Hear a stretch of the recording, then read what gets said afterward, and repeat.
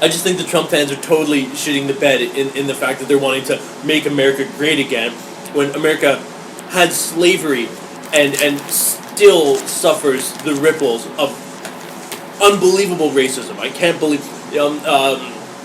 Hey everybody, welcome to the Yetis Without Borders podcast numero 4, the number 4. Today we're going to be talking about UHF, but before we get to that, we're just talking about the movie 12 Years a Slave, and it led me to get political for just a second. So let's, anybody want to say anything? Yes, watch 12 Years a Slave. It's a great movie. But skip over Django Unchained. No badge to anyone in that movie. I like every actor in that movie. I don't even hate Quentin Tarantino anymore. I just don't particularly care. But 12 Years a Slave, Ejiofor is just like terrifyingly good in that movie. Like, I love him and everything he does. What is the director's name? He has the same name as Steve McQueen. It's Steve McQueen. Yeah. And he's a rebel with a cause. I've never seen Suffrage. I wanted to see Shame. Never saw it. I heard Hunger is also very good. Oh, Shame is Fassbender, and he shows his donor a lot. Fassbender is also in Hunger, I believe. I believe so, yeah. Okay. Yeah, I've heard good things about Shame.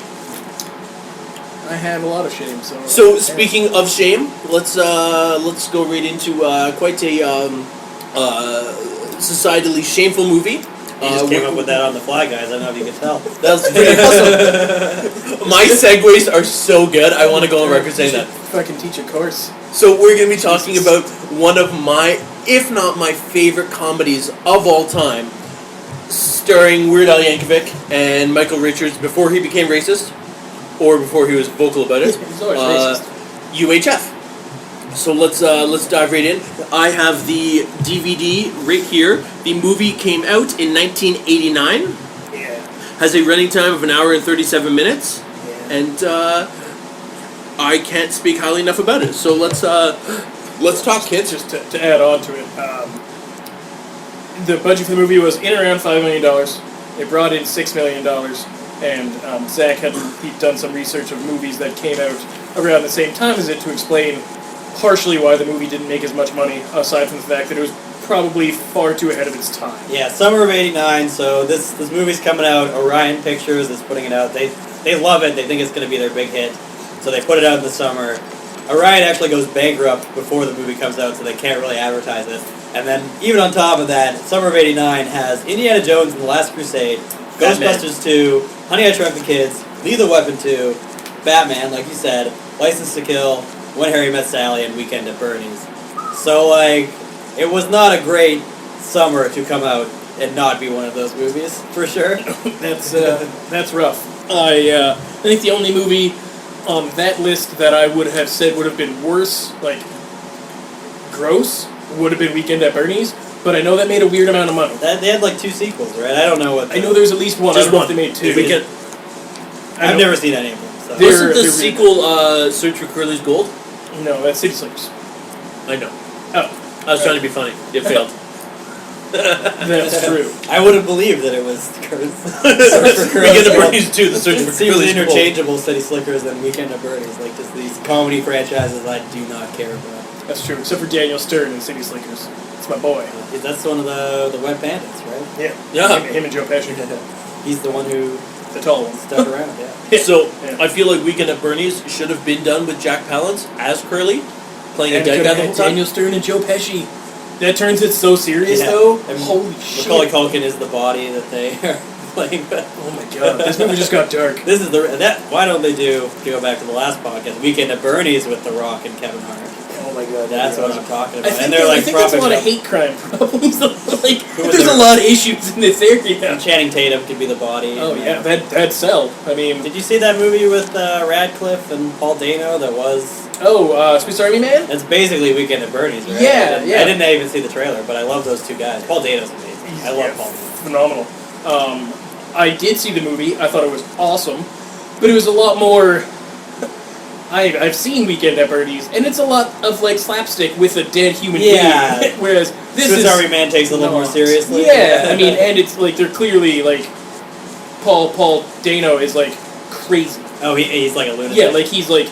having a lot of hallucinations, and he's got a lot of problems, whereas in this, it's literally, like, a human marionette. They're like frat boys, right? Like they're just trying to get away with schemes. Yeah, I think. I don't know. Yeah, he was. I haven't seen the movie in a long ass time, but the plot line, as far as I can tell, is he's a rich guy.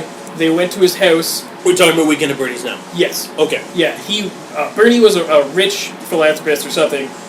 Two dudes go to his house. He dies. They're afraid that people are going to find out that like they killed him, which I don't recall if they did or not. So they try and keep him alive by taking him to like parties and things like that throughout the movie, and it's done really, really poorly. I'm pretty sure it resolves, and I assume they dig up the body in the second one for more antics. How did they deal with rigor mortis and the inevitable dead guy boner? I don't think they brought that up. That's the sequel, yeah. I don't think rigor mortis was a thing in 1989, so I think that was like the 92 got discovered. I'm pretty positive. Oh, Not an expert on such things. Based off that one episode of The Simpsons I saw that is Weekend at Bernie's, it sounds like your description's pretty accurate. Yeah. Oh my god, I forgot about that one. UHF. So there's a lot of movies that came out that destroyed this, obviously. What was even number one in that year? I would assume Batman. I would assume Indiana Jones 3. Yeah, I'll Google that to see what the Because the 1989 it's got to be. box office It could ends be up. Lethal Weapon. That's a huge one because Lethal Weapon 2 was massive.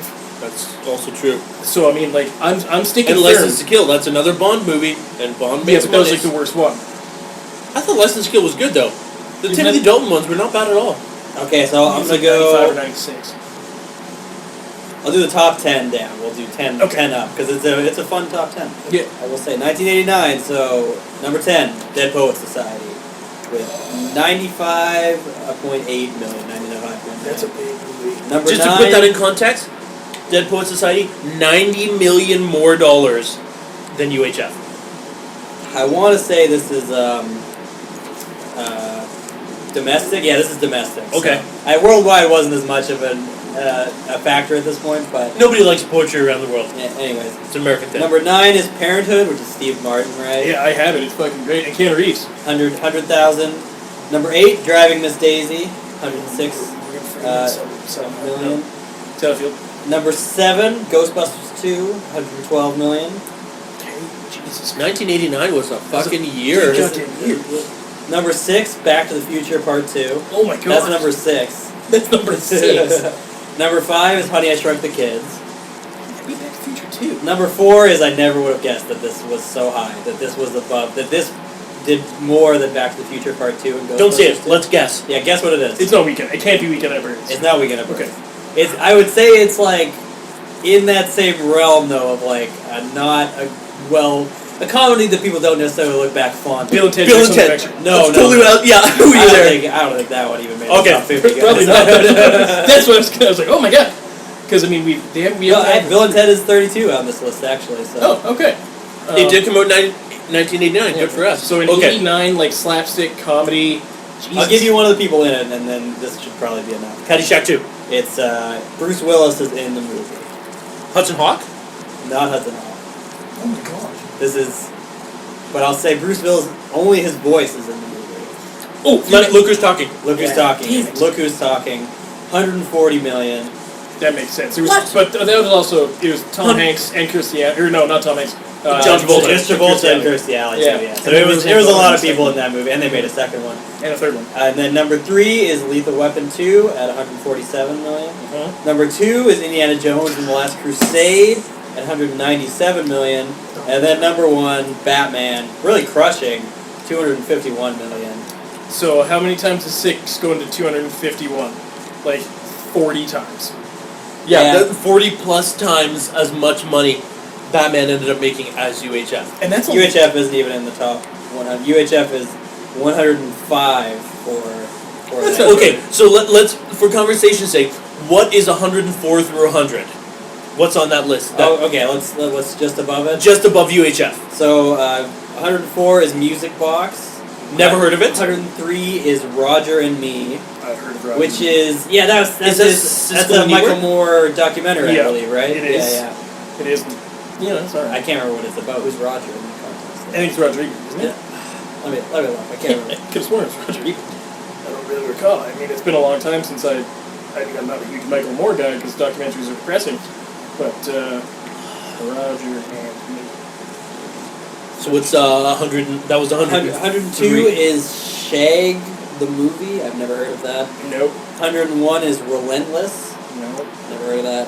And then number 100 is a re-release of Lawrence of Arabia. Oh wow!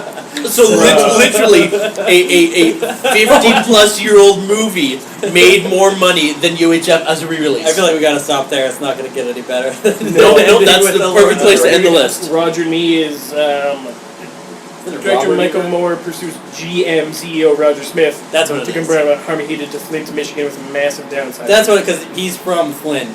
Yeah. Michael Moore. And I believe that's what Tommy Boy was about, wasn't it? Yes. No, not Tommy. Tommy Boy.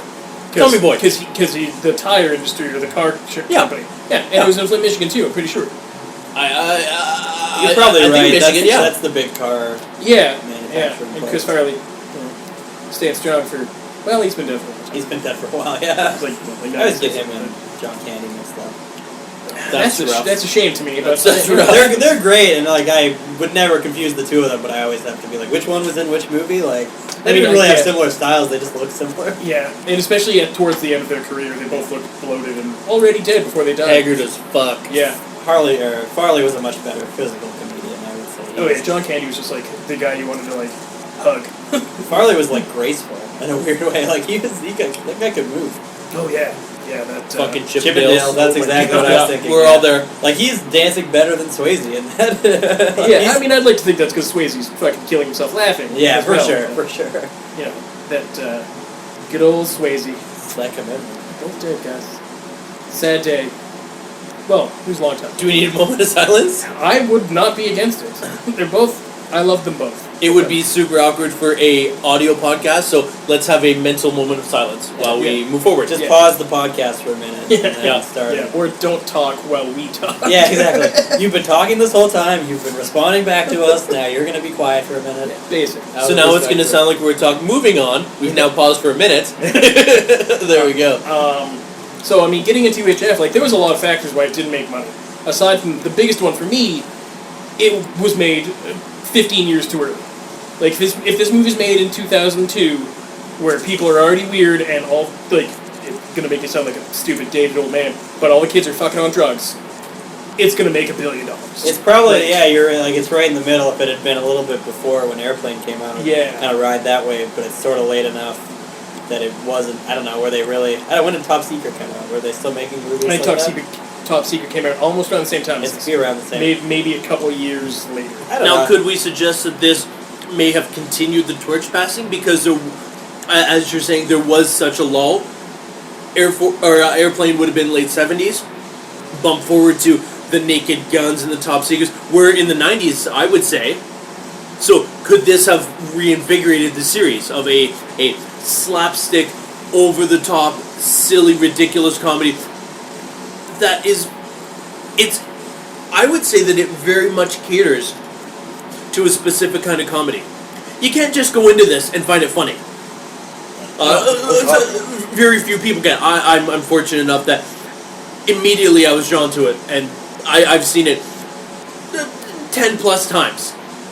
I can't even fathom how many times I've seen it. Oh, I would have seen it probably close to 50. Every time, it's amazing to me. And the older I get, the more I pick up on references that are in the movie, because I've seen more movies. Oh, absolutely. Yeah, it's like The Simpsons, where oh, this is what they're referencing at this moment. For me, I wouldn't say that it would have passed the torch, because if it passed the torch to those movies, which I would think that Naked Gun would have done. That's what this movie didn't make any money. So like maybe if there had been a point where it, like I feel like this was just like a footnote in that like the Zucker brothers type movies, the Leslie Nielsen ones. Yeah, I think if it was going to pass any sort of torch, it would have passed the torch from like Spaceballs, like the Mel Brooks parody movies, into Scary Movie, which was granted like 10 years apart, but there's so many parodies in this movie, and it takes from so many things, and there's so many like throwbacks of people that are in it that it's like you can't classify it as a slapstick comedy because it's so much deeper than that.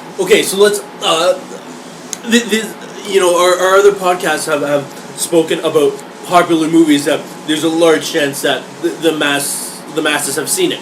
UHF will absolutely fly under the radar. So let me give a brief synopsis. I'm not reading off IMDb or anything of the sort, but basically, we're introduced to a character by the name of George Newman, who's played by Weird Al Yankovic, and he, through a series of events, inherits a television station, and it is the visual occurrence of taking this television station from zero to fame, to making it one of the big players. Yeah, a skyrocketing television station, and there's a whole bunch of side stories, side plots, things of that nature. But generally speaking, we're simply dealing with a guy becomes the boss of a TV station and he makes it successful. Yeah, with the help of his ragtag group of friends. And that's where the subplots come in. His friends were in through his one friend. We've got Michael Richards, who would be later known as Kramer in Seinfeld. Fran Drescher of Nanny fame is also in the movie. Beautician and the Beast. For people that didn't watch The Nanny. If they didn't watch The Nanny, why would they watch Beautician and the Beast? Timothy Dalton's in it. There you go. I agree. You can look up the name of the other guy. I think it's David Bowie. Kevin McCarthy? No, it's David Bowie. It's David Bowie. It's not Bowie. It's B-O-W-E. Oh, B-O-W-E is Bob, yeah. Oh, okay. Yeah. I when I first started watching the movie, I'm like, David Bowie's in this? I don't know. And I'm like, oh no, it's David Bowie. Okay, so he's in like Cable Guy. Like he's nobody. Yeah, he's like a notable guy for that time. Okay. Nothing since then. Kevin McCarthy is the bad guy, right? Yeah, R.J. Fletcher. Who apparently, I read all the IMDb trivia, and Weird Al was saying that he just was having the time of his life. Like he would just crack up after takes. Like he loved it apparently, which is fun. It's always fun when you hear these kind of old actors, and you're always like, what are they thinking of this sort of weird does he even know who Weird Al is? But apparently he just thought it was great. I can see that. Yeah. This movie, I specifically get the feeling that everybody in this movie was enjoying themselves about at maximum capacity. Any more and there would have been dead bodies piling up. It seems like it would have been fun. Every scene was somehow more ridiculous than the last, and pacing-wise, I never felt that there was a lull. It didn't feel like it slowed. I was engaged in this movie from the first scene all the way to the end. As such, let's talk about this first scene. Immediately, we're making fun of another movie. Indiana Jones. The very long Indiana Jones. Raiders of the Lost Ark. Yeah. And they don't put Alfred Molina in it, who was in Raiders of the Lost Ark. They put some people in it who I don't know. And basically, the Indiana Jones character, as portrayed by Weird Al, is going for a Oscar as opposed to whatever the trinket is that Indiana Jones is looking for.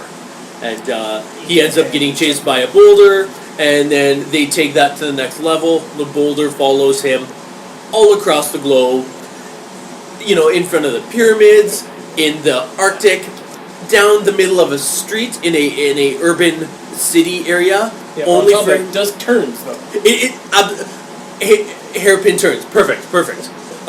Only for him to be squished flat, and then you get the brilliant movie segue of his being squished on the pavement, turns into a hamburger, and he's flipping burgers at a burger joint.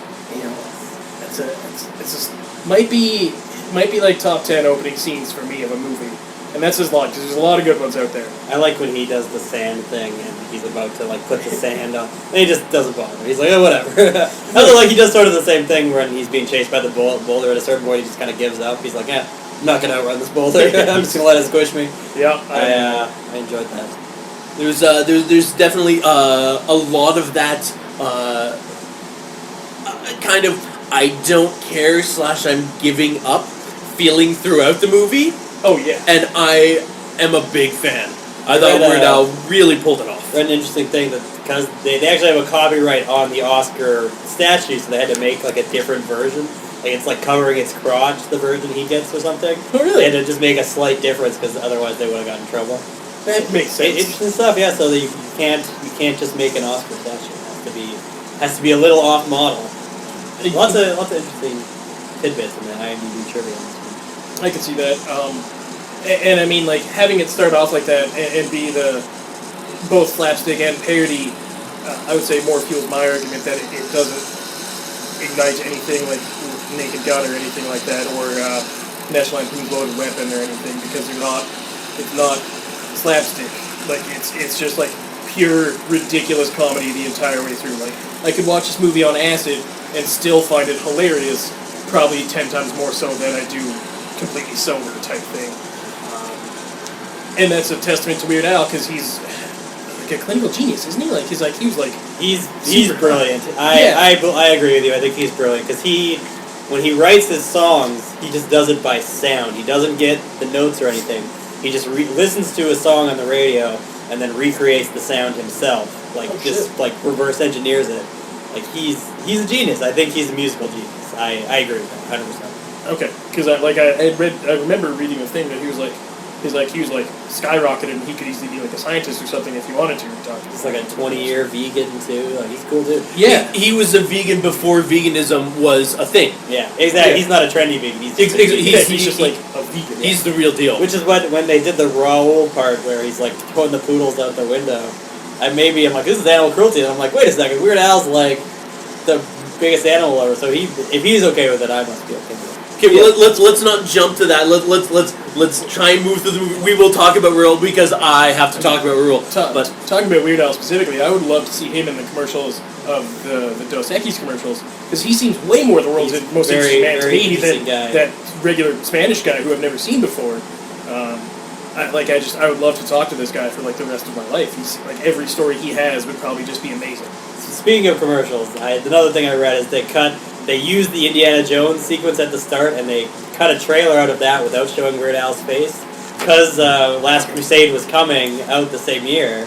So they put out this sort of like, apparently it's on that DVD, but there's a trailer you can watch where they right up until the end are pretending it's an Indiana Jones movie, and then right at the end they do the reveal where they turn around and it's Weird Al.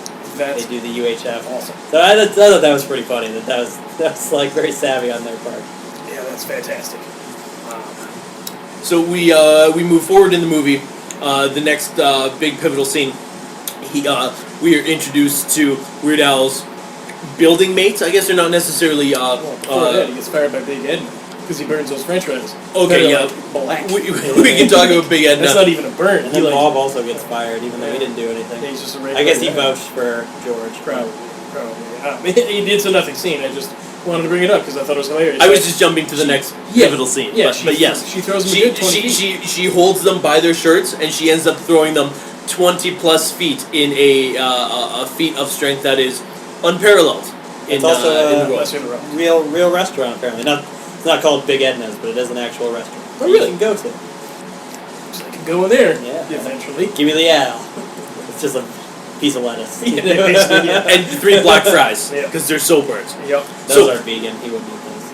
That's true. So the next big scene, we're introduced to some people who share the same building as Al and his roommate David Bob. It's a character by the name of Cooney, who is a Asian character. Stereotypical. This movie's kind of racist. I wanted to bring that up. It's a little racist. I don't think you can get away with a lot of what I'm going to say it's not racist because they knew what they were doing. They were actively deciding to portray the stereotype in such a way that it makes it funny. And with Cooney doing the role, what's the actor's name? Geddy Watanabe. Geddy Watanabe.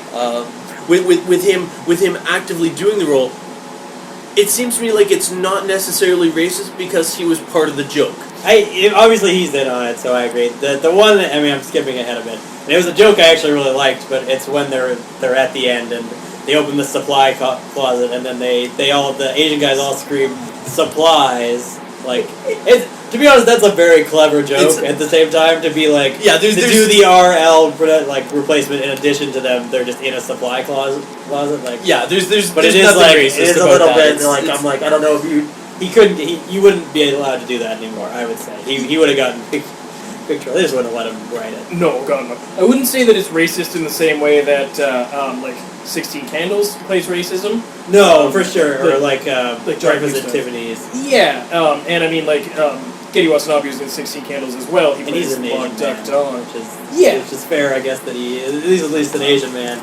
Yeah. The weird part I thought was weird with Gandhi too, but that's the director in brownface. That's I wondered why they didn't just get an Indian man. It's because they do a Gandhi 2 parody with a guy in brownface, but that is the director as Gandhi 2, so I would imagine that's part of the joke. Probably. Oh my god. There's so many things to talk about in this movie. Okay, so it's going to be very difficult for us to actually go through the movie from start to finish. So let's just jump in. Let's move forward to Raoul's television show. Animal Kingdom? Raoul's Animal Kingdom. Yeah. He has a television show, yet neither George nor Bob have given him the show. Somehow he just has a show on the network. Zach, tell him about the show. He has a bunch of animals in his apartment, and he throws poodles out his window. The main thing I found out was him. This actor died during the movie. There was supposed to be a lot more with him. Oh. He got killed in a drunk driving accident. We were supposed to find out he was a mailman, and the poodles were supposed to come back at the end. There was actually supposed to be a flying poodle that comes back and attacks him. Oh my god, that would have been amazing. Oh my god, that's they dedicated the movie to him because he died during the movie. He was supposed to have a much larger role. They even shot the thing they shot with a different actor, the poodles coming back and attacking, but they ended up not using it. That's fair. So that was the interesting thing about Raoul to me. There's a whole subplot that's supposed to be with him. So I'd like to talk about the Animal Kingdom in that it was both entertainment, but it was also education. Because did either of you know that turtles are nature's suction cup? I love that. That was great. He just chucked it up. That actor just totally sells that because it's such a dumb bit, but he just sells it so much. You would believe that this could be on a public access show. And at one point he grabs an ant farm and he talks about it's so good. And then he shakes it and it just the over the top way that he does both scenes. I think he's in either 2 or 3 scenes overall. Steal the show for me. I think he's just one. I think he has. They come back to it because he talks about the badgers. Oh yeah. They're doing an animal delivery. Yeah. That must have been the only other scene they shot with him. Otherwise, I don't know why they would use it. Yeah. Because he never comes back after that. So. Yeah, that's true. That was an awesome scene. There were so many little TV shows and stuff that they did in the movie that were just. I wanted to see these shows so bad. Does any show stick out to you? Conan the Librarian. Conan the Librarian's really funny. No question in my mind. They wanted that. The censors really wanted him to get rid of the part where he cut the guy in half.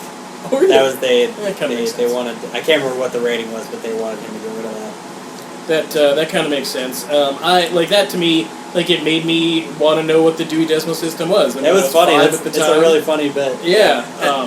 And when what's the one it's like Hurting Old People or whatever, where the one guy is just like trips that lady walking to the grocery store. Yeah, it's a physical comedy show where they get the overweight cameraman to pull physical comedy on unsuspecting people. At one point, there's an old lady walking out of a grocery store, and he just trips her.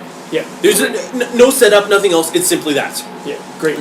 Now, my favorite has to be the Wheel of Fish. I was going to say Wheel of Fish. I can't.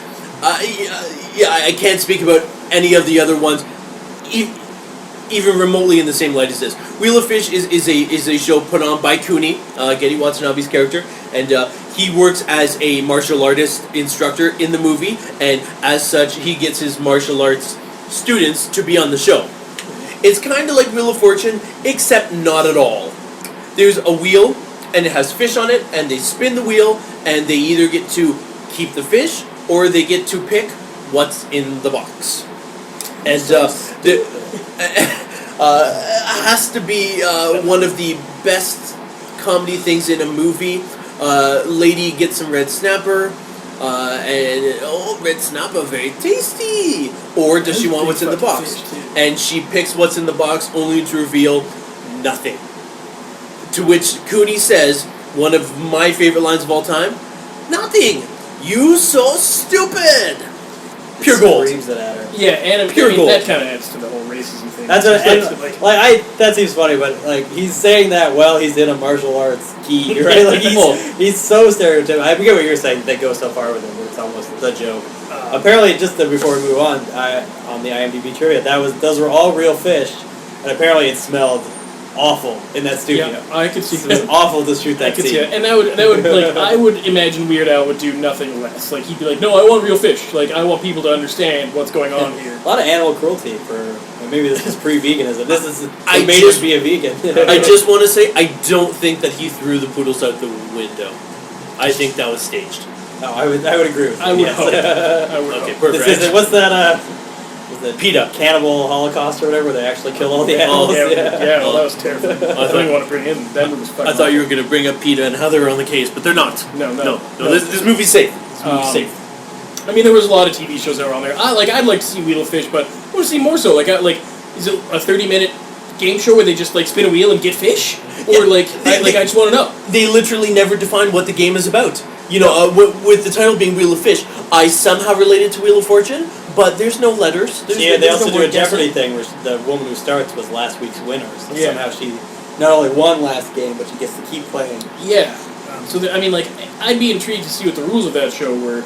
Another little show. I mean, what was Michael Richards' name in the movie? Stanley Stanley Spadowski. Yeah, I mean his Playhouse was really good. Like His show seemed great. Like it seemed usually in TV shows when the show becomes like a monster hit, we're like, okay, whatever. The movie's telling me that people would watch this, but I would watch Stanley Spadowski's. I believe that people would put that on in a bar. I believe that people would watch that all the time. No question. Let's talk about No question about it. Spadowski's Funhouse, and let's go back in the movie a little bit to explain how this show came to be.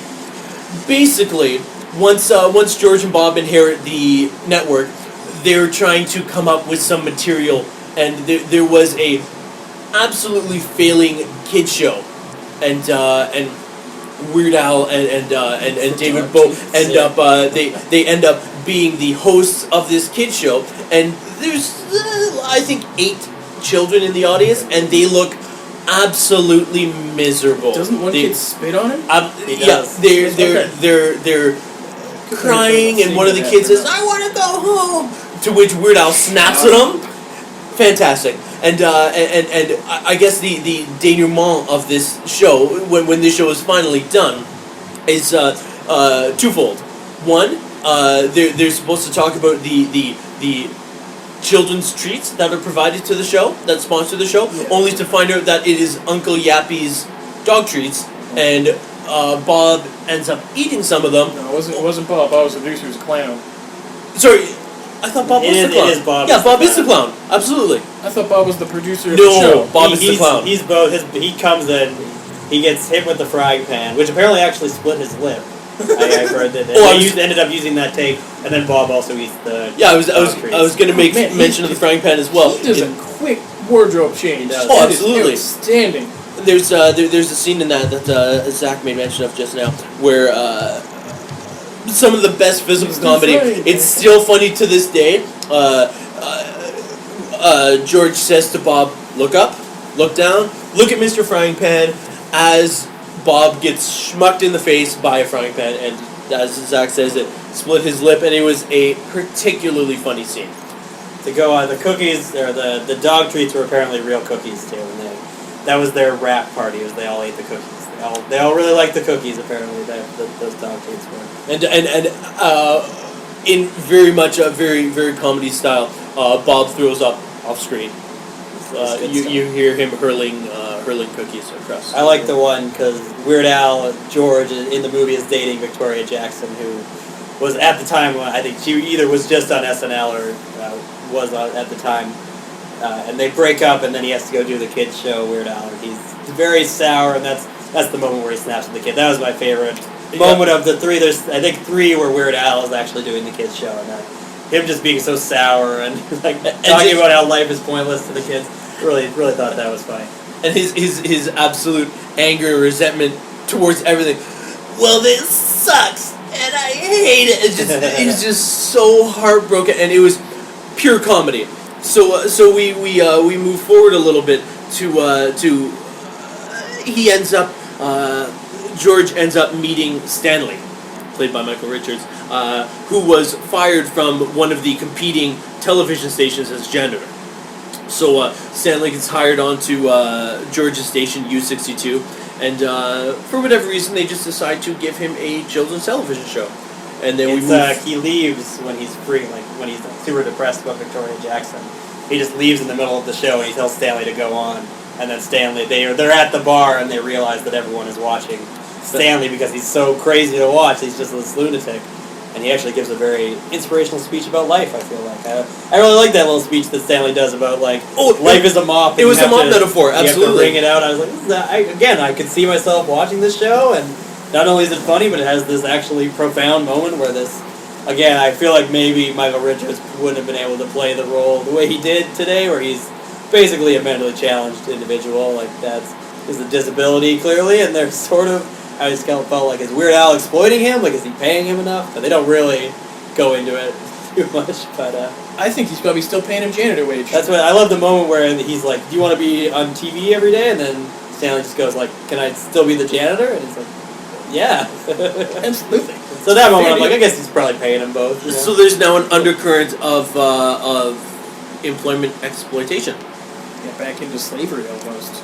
12 years of Michael Richards. Yes. 12 years of a word he said that I'm not allowed to say. Michael Richards likes to say it. You mean Jerry? Jerry! Okay. The N-word that isn't Newton. Yeah. Okay. Yeah. Nazi, soup Nazi. Yeah. Perfect. So we Stanley has the show, and we move forward in the plot a little, only to find that the big syndicate station in town, Channel 8, I think. Channel 8, correct? They buy up U62. The deal is brokered, and George and Bob are given 24 hours, I believe. I think it's maybe 12 or 24 hours to... It's the end of the day on Friday. I don't know if they say... Okay, there you go. So it's how long it is the actual time they have.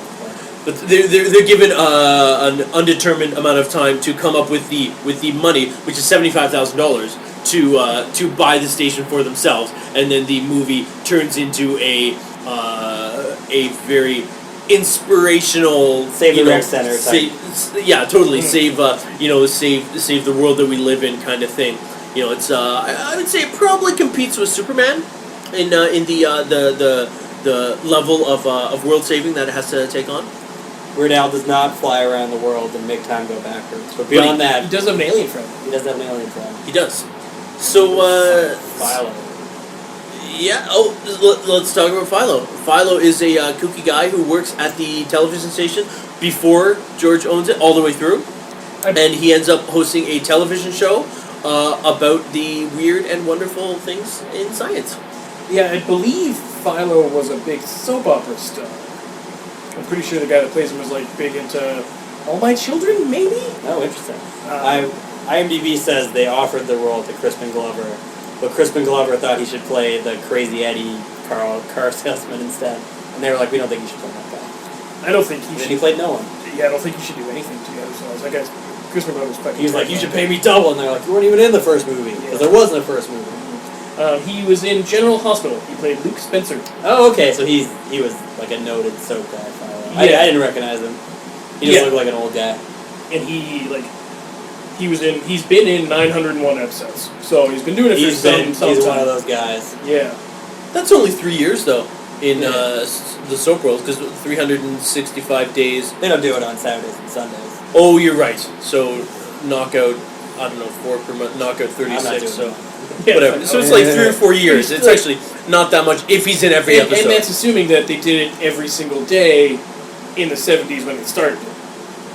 He might have been in a coma for a couple episodes. Yeah, maybe probably he had 4 or 5 years. Yeah, he probably played multiple roles. Oh my god! Like I was just looking it up. He was like 7 roles. He was. Just give me 1 second. So he got to play Luke Spencer, Fluke Spencer, fake Luke Spencer, Sam Smith, Tim Spencer, Cesar Falzon. That's what I want to see him play. That Cesar Falzon. Like he was like 9 fucking roles. Oh my god. Oh, sorry. He was in. Oh my god. My mistake. Fully updated from IMDb. He was in 2,670 episodes. Okay, so that puts it at about... Soap stars work. Soap stars are just working. That's going the money. Oh, that's so good. 8 I've to never seen a number. 9-ish years, Never seen a number approximately. that high. Yeah, at 7 days a week, 7.3 years. And that's not counting weekends. Weekends, holidays, days off when he's so not in the dude just, episode. like, Yeah, they does probably have weeks off. Right? I've never watched those. I imagine so. They must take the occasional time off. Yeah, we'll have to ask Mom. I'm sure she still keeps up on it. Apparently they shoot like crazy on that show. They're Like, we'll do 2 takes and that is it. Oh, Like, and they're annoyed about the second take. I understand too. Yeah. Wow. That's a 2,600 episodes. That's crazy. Good for him. He was good. I liked him. He was fun. Yeah, it had crazy science hair. That was all that mattered to me. He had kind of a Doc Brown kind of vibe, but taking it to the extreme. It was a lot darker. He was like a scary dog. Right? Yeah, dark brown. Dark brown. Wow. Dark duck. Wow. Hey, well, whatever, it happens. We've underlying theme in the show. We're talking about the race wars. This movie's quite racist, apparently, but it knows it's racist, and that's fine. Yeah, there were a lot of, and I mean they allude to. I mean, there's the Mr. Big character that his Big Louie or whatever. yeah, Big Louie that like takes his hand off and puts a meat cleaver on it and like That was somehow cuts fun, like yeah. a tiny sausage. Very entertaining, and that's a kind of a throwback again to a bunch of old mob movies back in the day. So that like I don't even know what I would classify this movie into other than like it's the only movie that I can see that is like straight comedy and straight ripoff. It seems to me it feels very similar in structure to Airplane, where I think Airplane is the only other one of these movies that has a pretty strong story that carries it all the way through. You know what I mean? Whereas that was what I was struck by watching this, is like how much of a story there actually is. Like if you watch Epic Movie or any of those like the modern versions of what this type of movie is, the plot isn't really there. Like the plot is there to just serve the gags. Yeah. Like, gags in quotes. They don't. Whereas this one, like, it has a pretty strong plot. It ends up being a very cliched plot, but it has a lot of like jokes that only make sense in the context of the movie. Like Epic Movie has references to other movies, but like there's a setup with Noodles, the cameraman, that pays off at the end of the movie, and there's a setup with like the homeless guy that pays off at the end of the movie, and that's just all gags, jokes that they wrote in the movie that aren't based on being like, oh, it's Iron Man and he got hit by a cow, you know? Yeah. So that was the part, like, just what makes this movie so much better than, like, hope I'm not speaking out of turn when I say, like, Epic Movie, not a great movie. I don't think any of us would say that that's a great movie, but what's the difference between this movie and those movies? Okay, so with you guys saying that, you said earlier that this movie was made probably 15 years early, would it be fair to say that this, as you guys are speaking just now, I'm getting the impression that this really opened the door to Family Guy? Because Family Guy, while you do have a plot, it's certainly not as strong as, say, the UHF plot, but the plot is ongoing through the entire episode, but then they completely veer off course for a couple minutes, only to come back. I would say that this is, like I said, it seems like this is very much in the family of Airplane, you know? Like, the Airplane is the daddy, and then everything of this type is sort of coming from Airplane. Okay. Yeah. I wouldn't say Family Guy. I mean, Family Guy, to me, I don't know Seth MacFarlane, obviously. Well, not since we had that falling out. That was rough. You guys didn't still like fighting? A Million Ways in the West, right? I did not like that movie. He didn't like that bad review. Yeah.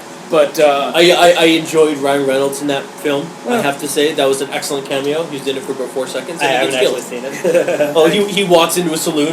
He has 0 lines. He walks into a saloon. He gets shot and he's dead. Very nice. He's in the movie for about 5 seconds. I think Family Guy would have drawn. Like Seth MacFarlane's a pretty smart dude, but I think he doesn't give people enough credit.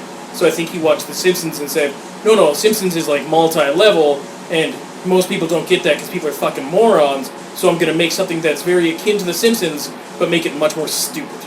I guess you're right, though, that this does sort of have cutaways in like a way that Airplane doesn't necessarily have cutaways. That's what I'm getting at, is that Family Guy, while the episode has, it's about 8 minutes of plot, then you get a 5-minute aside giant where chicken fight there's scene.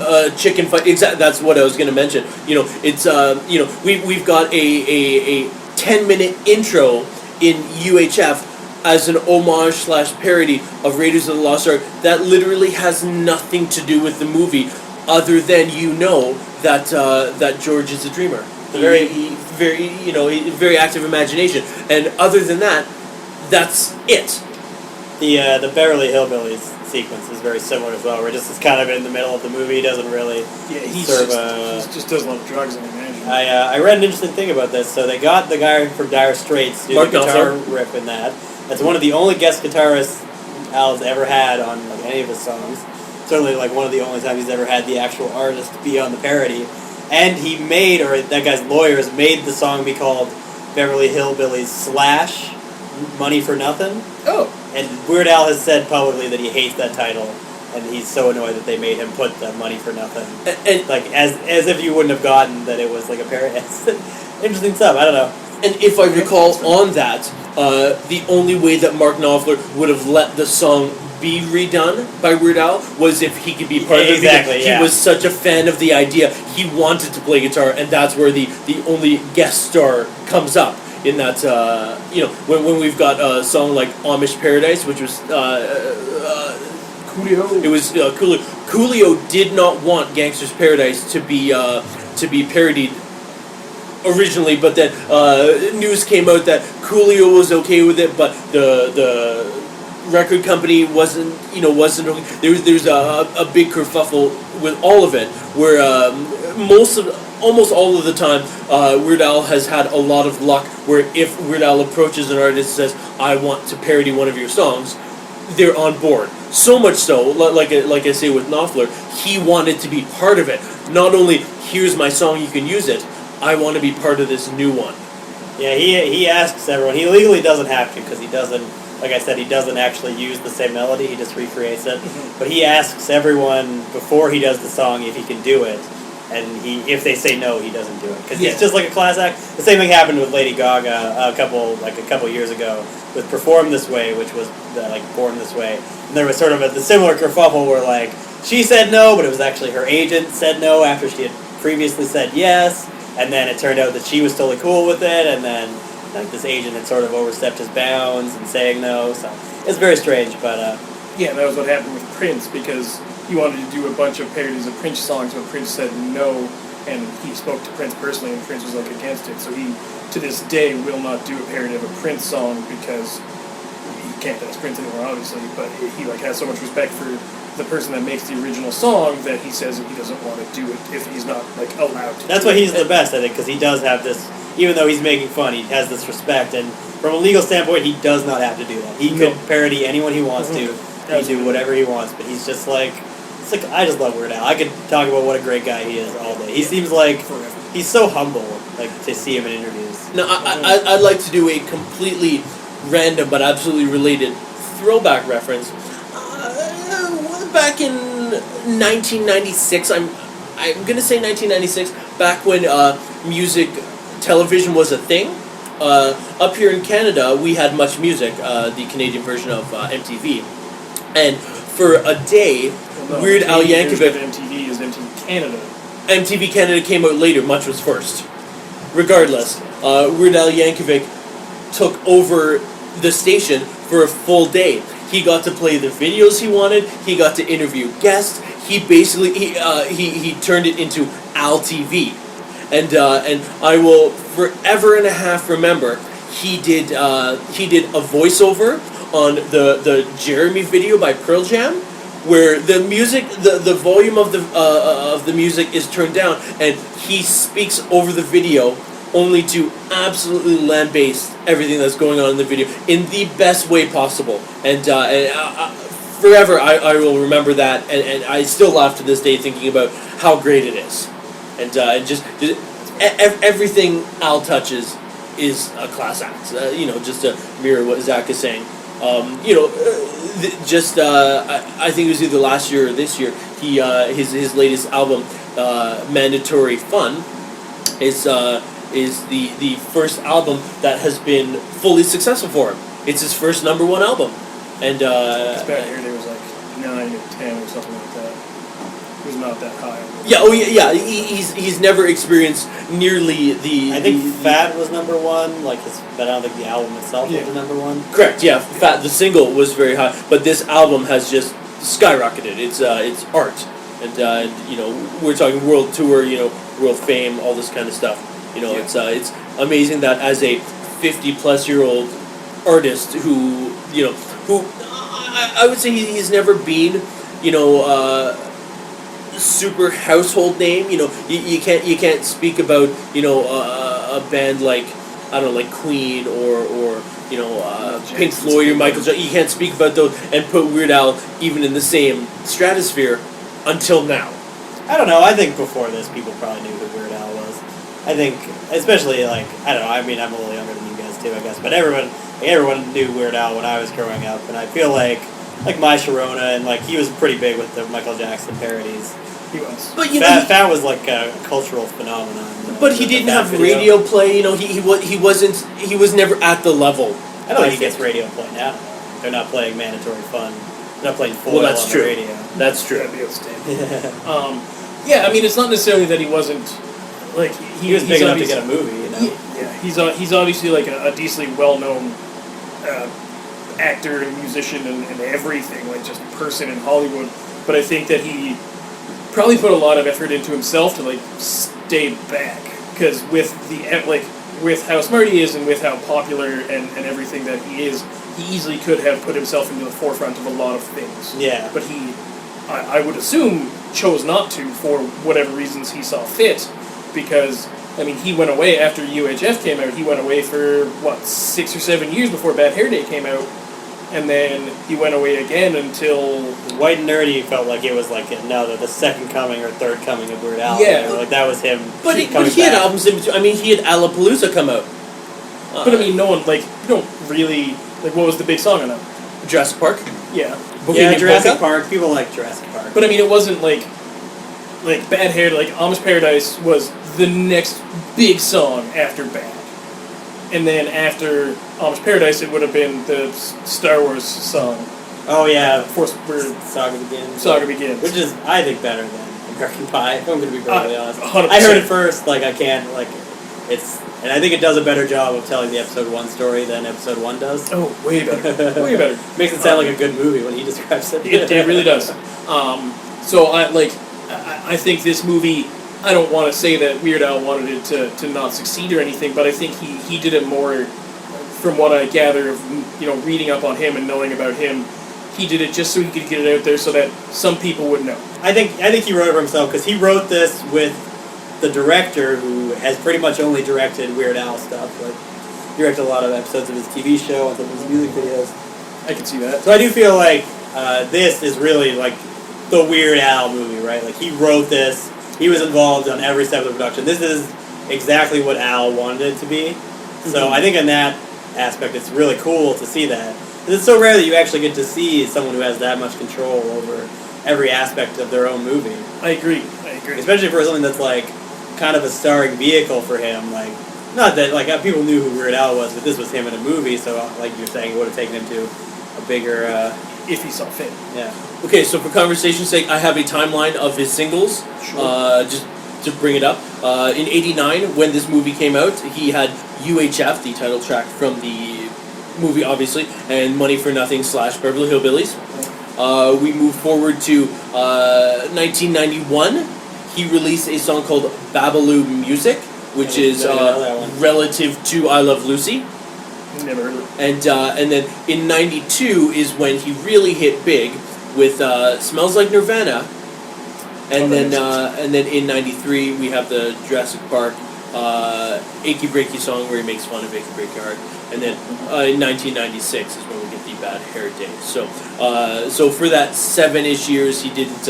But from this list, we're only seeing 3 or 4 singles that he really released at any time. And for conversation's sake, since we had a throwback to the Transformers 30th anniversary Blu-ray coming out, I can't remember if it was this podcast or the last. September 13th, though. But September 13th. But in 1986, Weird Al did a song on the Transformers movie, Dare to Be Stupid. He did. That's in this Transformers movie? Yeah, that's awesome. Yeah, have you never seen the Transformers? I never movie? have, no. Oh my god, it's fucking all into you today. Eric Idle of Monty Python fame voices Wreck-Gar from the planet of Junk, and they have a musical sequence where they run around in circles full-on and, dance and in they the they sing a Weird Al song called "Dare to Be Stupid." Isn't, who's Unicron in that movie? Isn't that Orson Welles. It's Orson Welles, Yeah, right? And Leonard Nimoy plays Galvatron. Yeah, crazy. Yeah, Yeah, there's and so many people. Judd Nelson is Hot Rod. Yeah. I've heard that you said Hot Rod's in the new Yeah, movie. they released a design for Hot Rod. Yeah, he is. Transfibers, whatever. Oh, I hope it's called Transfibers. That's amazing. That would be pretty sweet. So I mean, like UHF is super fun to me, and Weird Al. I can't even say that he's the most memorable. Like, he's far and away not the most memorable. He's the character straight in the movie. man for sure, which Yeah. I think it works to their advantage. That he has his moments where he's doing his like, oh Terry, well, he's doing his wacky stuff, but he's mostly the straight man. Yeah, and the only one that would be a more of a straight arrow would be Bob. But I mean, Fran Drescher's weird. Billy Barty in the movie, a notable little person actor, played Gwildor in Masters of the Universe. But he's like a little crazy guy who just like everyone in this movie is super weird, and it's really interesting to see Weird Al say, no, everyone else is crazy, I'm the normal one. Like, I wonder if that's what his life is, where he just thinks that he's completely normal and everyone else is batshit crazy. Like that. I'm the regular one. You guys aren't making up song parodies all the time? Yeah. That's what it is. He's a musical genius. He can't relate. Now, just It's if like M. Night Shyamalan, but music. imagine if Weird Al did The Happening. No. Okay, so No. Should have done a song called The Happening. I would listen to that He song. probably did. M. Night Shyamalan probably took it so seriously, though. just one point. Speaking of the cast that I would like to bring up, Victoria Jackson, who plays Terry, she was, as Zach made mention, on Saturday Night Live. Yeah. She was very popular in that, and she did this movie. She actually left Hollywood and became a absolutely right-wing religious nut. She was talked a lot. I think it was during 2012. She talked a lot. Yep. During that election, she's like Tea Party. Like she's like show me the birth certificate type Like, person. Like full-on right-wing, batshit crazy. That's awesome. Like, I we're gotta talking work on this Kirk shit. Cameron level here. That's well. I was even thinking Randy Quaid. Like she seems incoherent when she's talking. Yeah. To me. Like she's just screams. Oh my Like God. she's beyond even like. To look up these videos later. She's nuts. Yeah, that's what she does now. She's just a political commentator. Yeah, Oh. and if I recall correctly, she has called out all of her comedy, and it's not the person she is anymore. I think you're right. Yeah, she says that she doesn't like me. Yeah. That doesn't surprise me. She doesn't like fun things, you know. Yeah, she doesn't like mashed potato mountains. This means something. I mean, his Rambo parody is outstanding. When he busts through that door and says, "I'm your worst nightmare," like The face he keeps making. oh my God, like his like semi-serious face just blows my mind. So funny. There's so many. And as rather than stay current, they actually go as far back as, I believe it's Gone with the Wind. They make a reference to at the end of the movie. Yeah. They Gone with the Wind would have been 40-ish years before. They totally take the pivotal scene in Gone with the Wind, and they use it to close out UHF in the best way possible. And I mean, I'm just kind of reading this and like maybe making it up, but I'm pretty sure that Weird Al does a talk show where people fight, and that like he does a Town talk. town talk. town talk, and there's Nazis, and there's a Ku Klux Klan, and there's a biker gang, and they all end up beating the shit out of each other, and he gets a 2x4 over the head. Yeah, but that show came out before the Jerry Springer show, so that could have easily been an inspiration. It's I'll look it up. In the IMDb trivia, they say what he's referencing specifically with that. Oh, okay. Probably Donahue. I assume Donahue It was might be Donahue. Maybe. I mean, I don't know. I never really watched any of those shows. Was Geraldo? It's Geraldo. Okay. That's why he does Al Capone's. Okay. It's supposed to be the Geraldo Rivera show. So I'll read. Roadmaps! Yeah, long before Jerry Springer's show, Geraldo's guests would frequently get into fights, which at one point resulted in Geraldo breaking his nose, as referenced by. So that's why he's all bandaged up. That's fair. There's another one in the Spatula City. There's another very specific reference. The Spatula City ad contains a reference which is almost completely lost on modern audiences. But President Cy Greenblum states, "I like the spatulas so much I bought the company." This is a spoof of a 1970s series of commercials for Remington electric razors, in which Chairman Victor Kiem said he liked the shavers his wife gave him so much that he bought the company. So again, a very, kind of like The Simpsons will do, where there's just a very specific reference. Mm-hmm. No, actually, this is total off topic, but do you know where the Bugs Bunny eating the carrot comes from? It's a reference to a Clark Gable movie where he's eating a carrot. Oh. That's where the whole rabbits eating carrots things come from. Like, rabbits eat carrots, but it's not like their favorite food. But our whole conception of rabbits eating carrots is because of Bugs Bunny, and Bugs Bunny is a reference to a specific movie when he goes, "What's up, Doc?"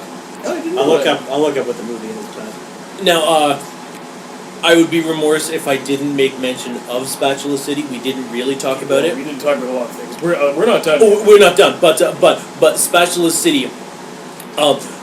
Not only did they have shows on this network, they also had commercials, and a few of the commercials they had a commercial with a mortuary, and Morning Town, Morning Road, or something like that. it basically the premise is that you as the consumer should be tired of the poor treatment and the poor service that you're receiving in other mortuaries, and you should go to this new mortuary because there's not going to be random body parts sticking out of the ground. Yet another thing that would not fly in today's movies. Yeah. Suffice it to say, it's a little dark but amazing. So, Spatula City. Imagine a Walmart type super chain that only sells spatulas. This commercial is about 30 seconds long. It features a family who just doesn't know how to be entertained on one evening. So Dad says, "Hey kids, let's go." No, it's different than that. Because the mom's cooking supper, and she says, "Where's the spatula?" And the dad does like the hand of the forehead thing, like he lost it, or they don't know. Yeah, like that's like a spatula's like a single-use thing. I imagine in this universe, and which, super on board, by the way. And the commercial offers the unbelievable deal of if you buy 10 spatulas, your 11th is a penny. Yeah, it's a good deal. And what better way to say "I love you" than with a spatula? 100%. 100%. I'll go on record now. If I ever meet a lady and we get to the point where anniversary gifts are the thing, a spatula will be my gift to her every year. So because just once, so and just, then you'll just 2 years is the most you're gonna get from that. Absolutely. But like, okay, it was funny the first time, but now.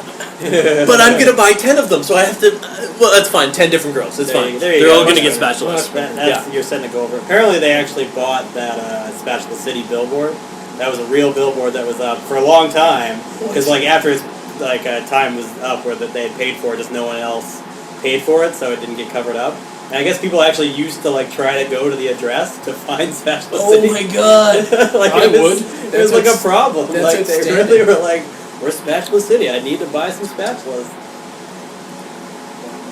Oh my god, that was so good. And I mean, we didn't even get into the Emo Phillips as the constructor, the shop teacher who cuts his thumb off. Yeah, that was great. That was really funny. Emo He's Phillips just so like, oh, shucks. And his line is, "I'll try and do the impression as best as I can." Fail, but try.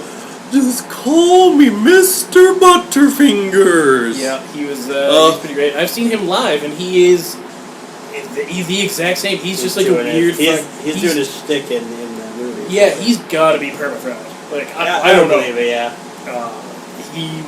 It was weird shit.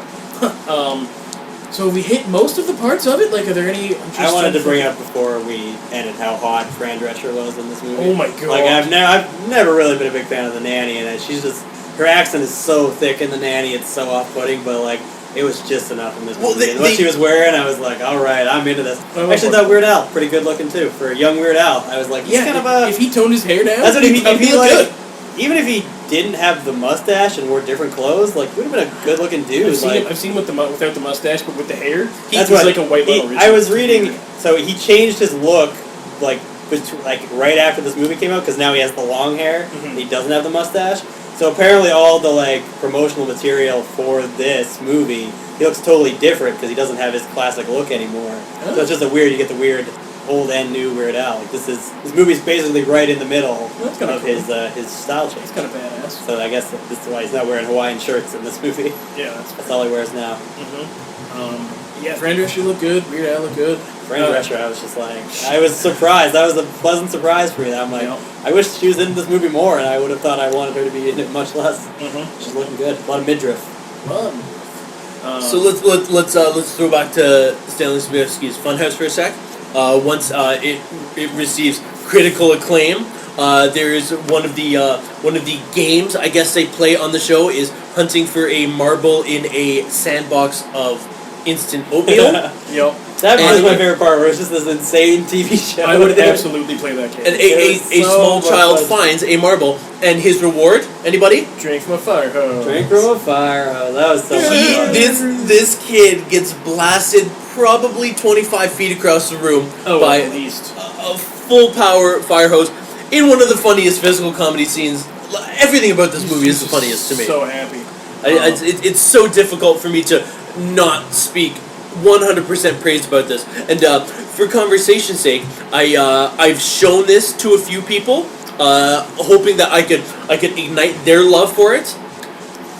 Nobody appreciates it. No, it's a tough sell for a lot of people. I think you have to already like this type of movie. Like it's Airplane. If you don't like Airplane, you're not gonna like this. Or at least Spaceballs. Yeah, Spaceballs is in the same vein. For sure. Because I mean, it's a lot smarter than most comedies, but it's also like kind of dumb. Like, It's really a silly. dumb movie. Like, yeah, it's very silly. Yeah, so it's like it's a complete mashup. Like I would almost, obviously I'm not going to say it, but I would almost say that this is like a perfect movie unto itself because it's so smart and so dumb and it's paced really well and all the acting's pretty good. I mean, they ham it up obviously, but like everything for the movie of what it is done great. Yeah. And when you think that there's nothing else they can do, they find something to do.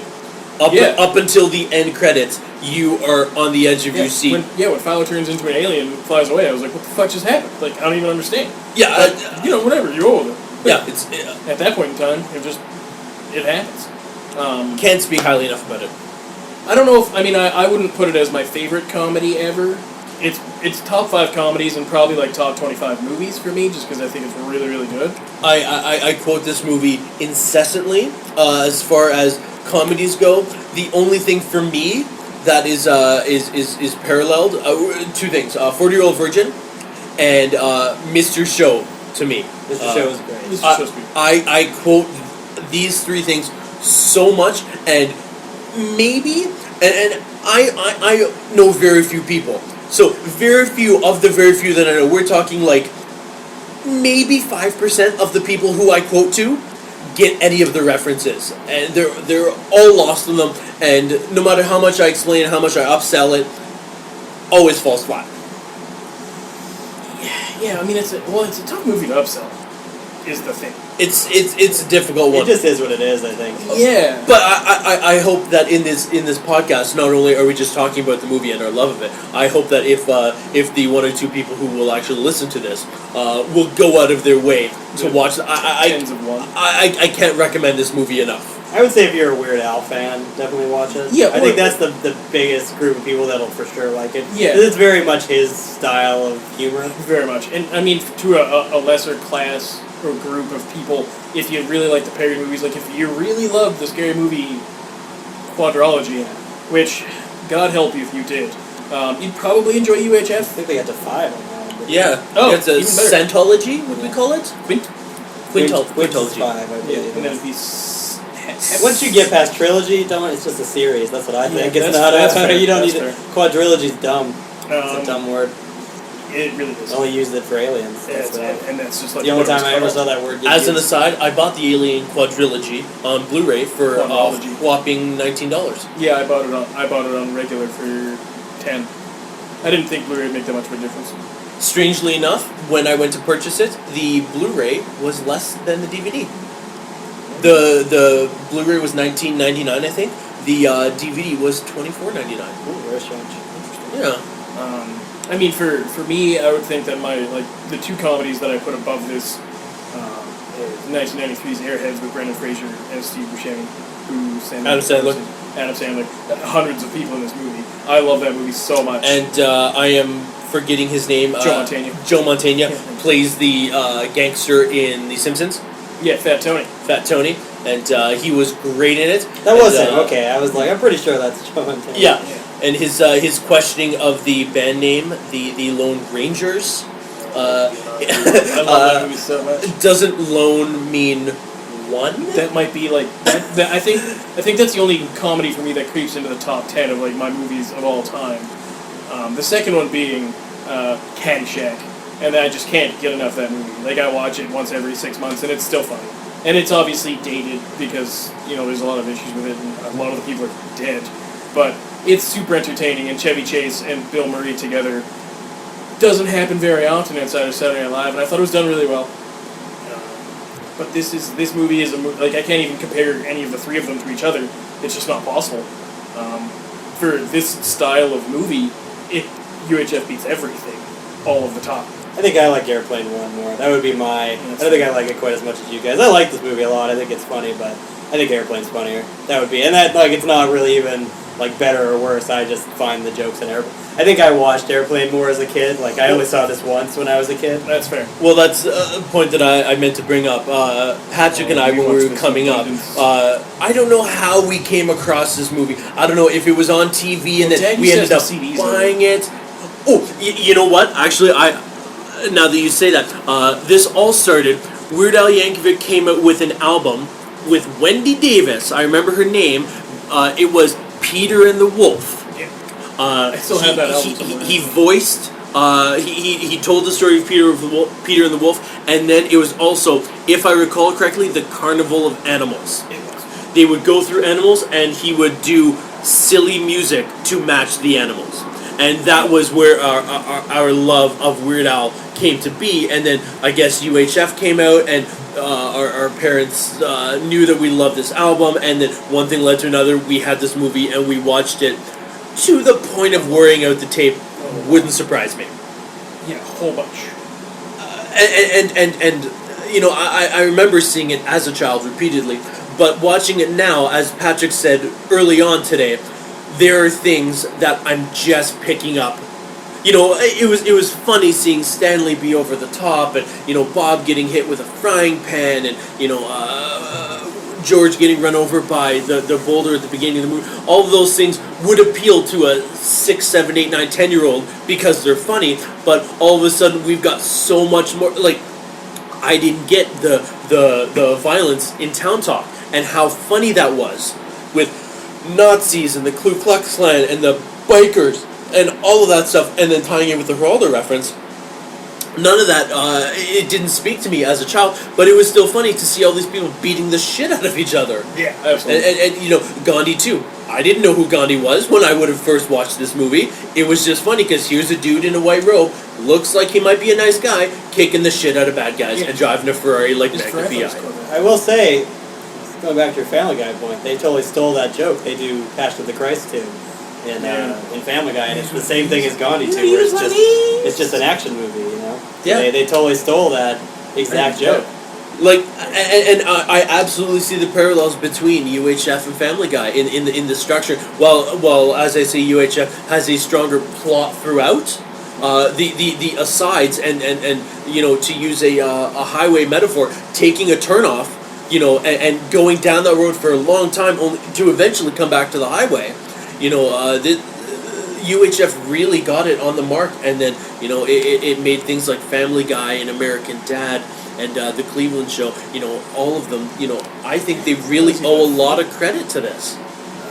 Yeah, quite possibly. I mean, I'm not sure that it kind of makes sense. I'm having difficulty with it just because it's been so long since I watched Family Guy because I don't like it, and I'm trying to picture like Family Guy as a whole and not just like an individual episode where I'm picturing one episode and I'm like, no, that doesn't happen in this movie, in this episode at all, but I'm just trying, I need to imagine Family Guy, all of them together, and it kind of does work out. Like, there's a lot of weird things that happen, There's strange musical numbers, there's the random smattering of ninjas in it as well. Yep, for no reason whatsoever. It's kind of like where it's just a plot that strings together a bunch of different sketches, right? Like, Airplane kind of has that too, where it's just, like, there are sketches, and they sort of further the plot to a certain extent, but really it's just this funny little scene here, right? That isn't all that related.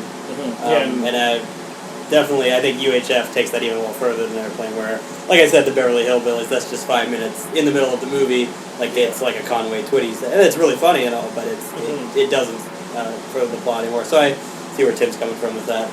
It makes sense, and I mean, like I'm not giving Airplane nearly enough credit. I probably only saw it like 4 or 5 times in my entire lifetime, but Airplane was really funny. I think the sequel ruined it. Airplane 2 is not very good, and No.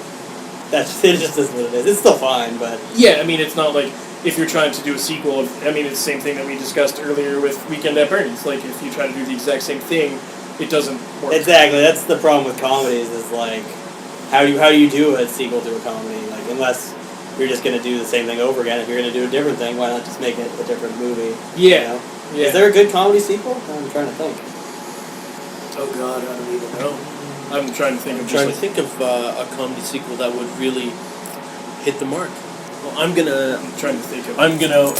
You can't see this, but I'm walking over to the shelf of movies that is here to see if I can find a single comedy sequel. I didn't mind Scary Movie 2. That's Scary Movie 2 is probably the only one, right? People like Scary Movie 2. I liked it because Chris Elliott was fucking golden. Yeah.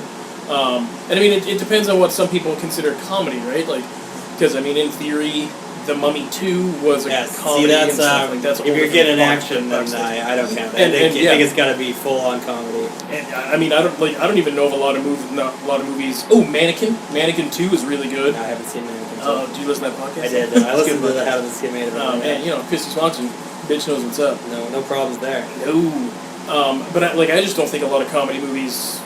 They don't even have get sequels. sequels is a big part of it. Like, I'm thinking modern, like Hangover 2 is not very good. Now, for conversation's sake, what about American Pie 1 and 2? American Pie is probably another good one. People like American Pie 2. It was popular enough, and I like American Pie 2 certainly hit the mark. I don't remember it nearly as much, but I recall enjoying it. I remember the third one being not as good, and then I remember American Reunion being awful. Yeah, because Sean William Scott didn't play the character that he was known for as much as he should have. So yeah, I mean that's just like kind of a I looked through. Think of. Oh Christ, probably 300 plus movies just now. Scrolling through to see if I could find anything, and American Pie is the only one that stood out. American Pie was a good one. What was the other one? Scary Movie. I think those are both. Yeah, that's those are more than I thought we were going to come up with. Like, just trying to think. And I mean, like I like, as you said, the Hangover movies. Hangover 1 was like lightning in a bottle. Like, it were great.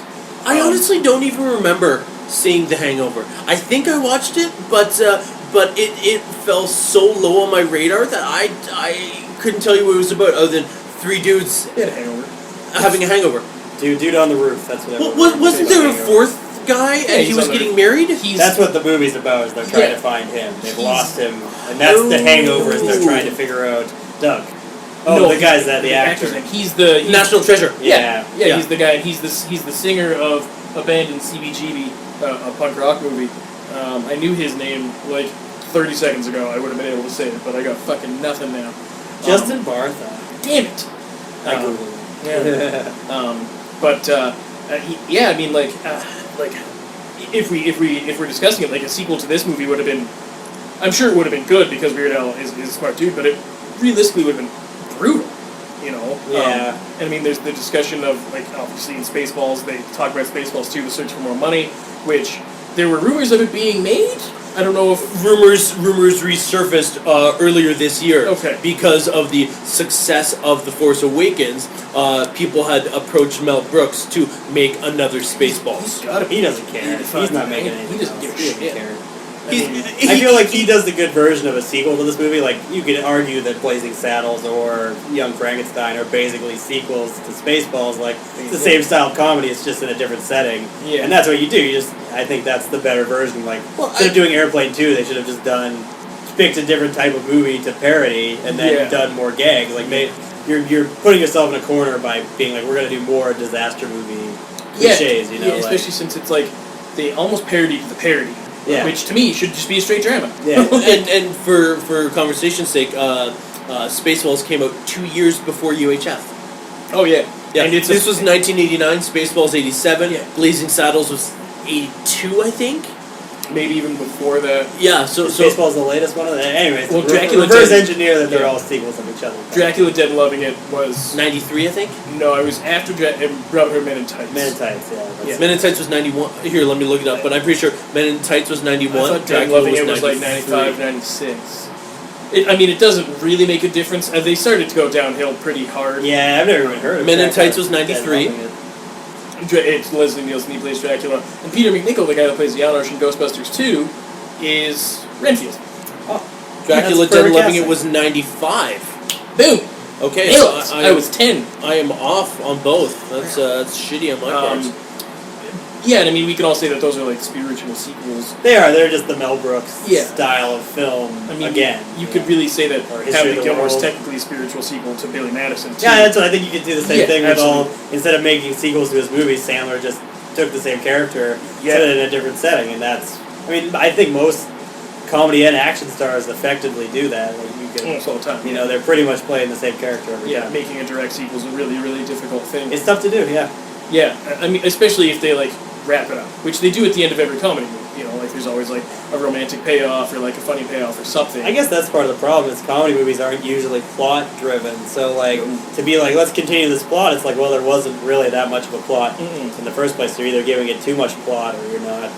Or you're just Yeah. gonna do the same thing again, which is Hangover 2, and it's like well if they hadn't called that movie Hangover 2 and it maybe you know like you can even have the same cast but you like do have it in a different setting with the same director like and it's effectively Hangover 2. I feel like that movie would have been better received. I It wasn't agree. literally called Hangover 2. Yeah, and same with the third one. And I think like Bridesmaids kind of gets like jammed into that as well. Yeah. I enjoyed Bridesmaids. I like Bridesmaids I thought a it was lot. pretty funny. I also think it's not really I that similar to The didn't. Hangover. Not particularly. Well, you know, I mean, treats their own. I didn't like it. I thought that was really the point when Melissa McCarthy was typecast into the fat, That was like her angry, first big role. bumbling lady. It was, yeah. Yeah, And then she was in Hangover 3. and that's what really pushed that. Now, I want to clarify. We talked about Ghostbusters in the previous podcast, and Melissa McCarthy is in that. I really like her. She was in a movie called St. Vincent with Bill Murray. She plays the mother character, and she's great in it because she's not pigeonholed into that type of character. Yeah, she's not Rebel Wilson. Yeah, and I found that Bridesmaids was just excessive typecasting all the way through. Well, that's the same thing that Hangover was. Like Zach Galifianakis was Jim Belushi. That was that's what I had heard Tom Belushi. going. Maybe because I had heard the stuff going in. I had heard that she was like the Zach Galifianakis character, Yeah. right? But I found that like she has her little speech at the end. Like she's the one in the movie that has her shit together, right? Like she's the grown up in the movie, She and really, you really find is. that out at the end of the movie that she's like. Oh, she's pretty cool, and she just doesn't care that people make fun of her. Mhm. That's what I like. I get what you're saying, but at the scene at the end, it's not towards the end, but where she has Kristen Wiig kind of gets to actually know the real Doesn't her. she sit on Kristen Wiig's face? I know she shits herself. That's the big. She beats her up, and Yeah. but yeah, the payoff, the reveal at the end is pretty great, but the lead up to it of there she is being her stereotypical self. Yeah, also, Melissa McCarthy, she was in Gilmore Girls. Great show. She's going to be in the Gilmore Girls follow up, by the Yeah, way. everyone's. All her ex-boyfriends, the mom and daughter combo are obviously coming back because they both need money, I imagine. Melissa McCarthy and the daughter, Milo Ventimiglia is in it, and one of the... Peter Petrelli himself. Yeah, there's like 4 or 5 people that are in like, I want to say all CW shows right now, but they were all in the Gilmore Girls first. Oh, and the they're all Supernatural coming back. guy. Yeah, not Jensen Ackles, the other Jared guy. Padalecki. That's the one. Yeah, he was on the show. He's Yeah, back. he's coming back for it. So that's a big thing for a lot of people. I will watch it because I thought the Gilmore Girls was surprisingly great. I couldn't recall a single episode. I just know that the mom is super smoking hot all the times. And the daughter's pretty attractive too. She married Pete from Mad Men. Oh, really? They met on Mad Men. She played like get an affair with her in one of the seasons. And then they Art fell in love. imitating life. He was also Angel's son on Angel. All right, nice. Yeah, so Okay, so let me jump in. We got to get back to UHF eventually. But how would you guys feel about a 25 years later follow-up to Airheads? oh, I'd be on board with it. They could do like full documentary style. Make it a documentary slash mockumentary so following the band over the past while. Yeah. You know, their rise to fame and like their Spinal subsequent fail or whatever the case may be. Have the entire cast come back. Because I think everybody could have Adam Sandler, you know, being the pool guy again. Oh, you're right, Harold Ramis is dead. But everyone else, as far as I can tell. The main four is what I could guarantee that Sandler was going to try, then sure, but I don't think he would, so I don't really want it then. That's a big. I don't want new Sandler in a new. It would have to be the cast. It'd have to be the full cast. Yeah, No, that's what, I don't want Sandler now. I don't want what he is. Yeah, you just want like phoning it in. I don't want. Oh, I understand. I don't want garbage. Wears sets, shorts to set and bang. Like I hate him. Yeah.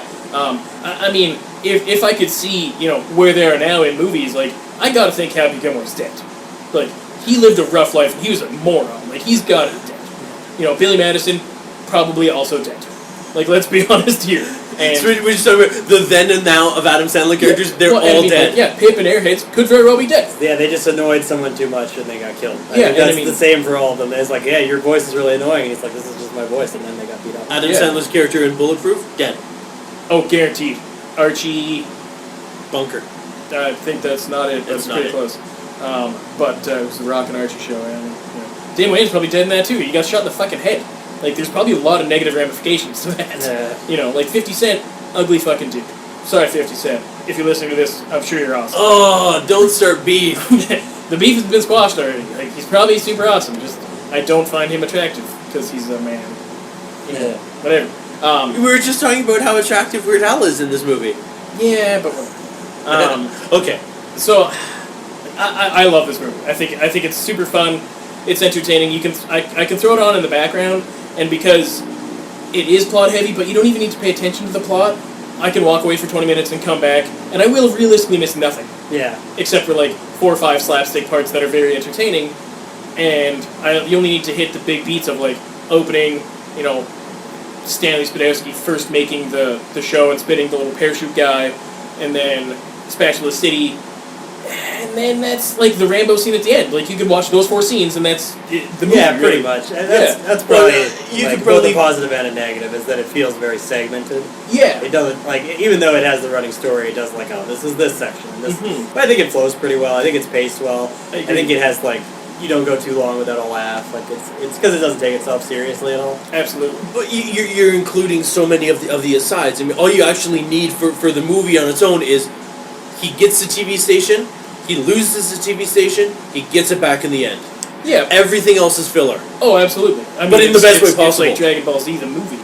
Except before Dragon Ball Z came out. But it's kind of the opposite, where the story is the filler, and jokes. That's exactly it. That's where we get to the Family Guy kind of idea, where the 8 minutes of actual plot in Family Guy doesn't matter because the filler is what people remember. Mm-hmm. So we can probably wrap it up with that. So, I mean, final thoughts would be 10 out of 10. I can't recommend it enough, and also make sure you see Triple X3. Triple 3X. I liked it. I would say I liked it. I think if you're a Weird Al fan, or if you're a big fan of the Airplane movies, and you've never seen this is good. Top Secret's good. There just aren't that many movies of this type, so it's like you should just watch them all if you like this type of movie. What's that Richard Grieco one? If Looks Could Kill. That's a super entertaining one. You know what? Let's not make any mention of that. Let's talk about that during the James Bond. Oh yeah. There's a sneak peek. We're gonna be watching most likely a shitty James Bond movie, and we're gonna be talking the shit out of it. A lot of them. But I mean, final thoughts for me. Like, it's a super entertaining movie. I wouldn't say 10 out of 10. I don't think there's a single movie that gets 10 out of 10 for me. But it was Catch Me If You Can. It's really maybe Princess Bride would be the closest for me. But it's really a lot of fun. And it's not really dated because they don't do a lot of current events in the movie. They don't talk about any politics or anything like that. And they don't do sports or anything of the time. So everything's, the only thing that's dated is the filming of the movie itself. But other than that, it's really fun. I mean, if you want to watch movies like this, like Airplane is a great one. I would say don't revisit Spaceballs. It's super long and drawn out, personally. If you're gonna watch Spaceballs, just watch some Gilmore Girls episodes. Probably be way better for you. That's Just in the general, personal I think. Just watch Gilmore. Yeah, Girls. like, it's just- whatever you're gonna do, why don't you just watch Gilmore? Yeah, Girls it's just a good instead? show. It's entertaining. But yeah, I think that would be wrapping it all up, and we'll sign off for podcast number 4. Thanks for joining us. Cookies. There you go. Don't call me Shirley.